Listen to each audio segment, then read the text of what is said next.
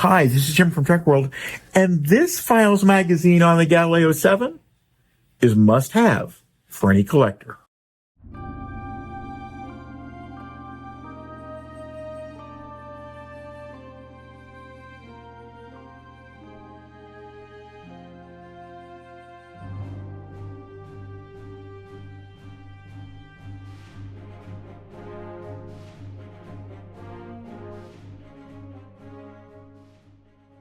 So in 1988, our buddy James Van Hise wrote yet another Files magazine, this time on the Galileo Shuttlecraft, and he did a pretty good job of encapsulating what had been known up to that point, which was from the time it was made until the time it showed up at the 1986 Anaheim 20th anniversary Star Trek convention.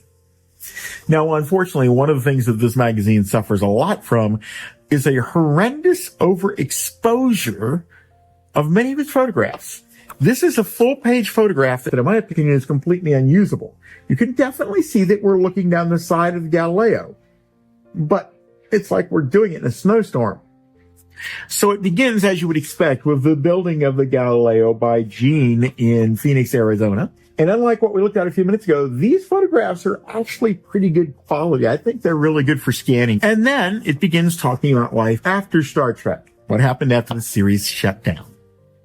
It talks about how the original Galileo had been given away to the Institute for the Blind, although it misidentifies the Institute, which almost every historical document does.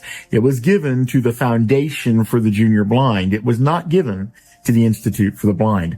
They are two separate entities. They both existed at the time, just two different institutions. And then he talks about how it got picked up and put in Roger Heismann's front yard. Then they compress time pretty heavily because it goes basically from Heismann's front yard to when Steve Haskins buys it to begin restoring it. There's a discussion in here of Carlos Rivera at the time, which would have been, 40 years ago? Carlos is still with us. He occasionally comments on some of the videos that we have here on the channel. And they show you some of the mess that the Galileo was in when Haskins got it and they had to start doing the restoration. I want to point out that the majority of the restoration was actually done by Steve Haskins in his front yard long before it actually got to Carlos. He met Carlos at the Anaheim convention.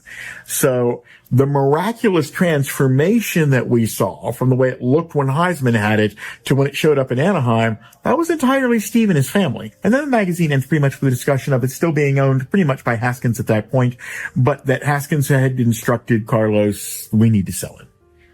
So all in all, not too bad. It is the only publication I've ever seen that was dedicated solely to the prop itself.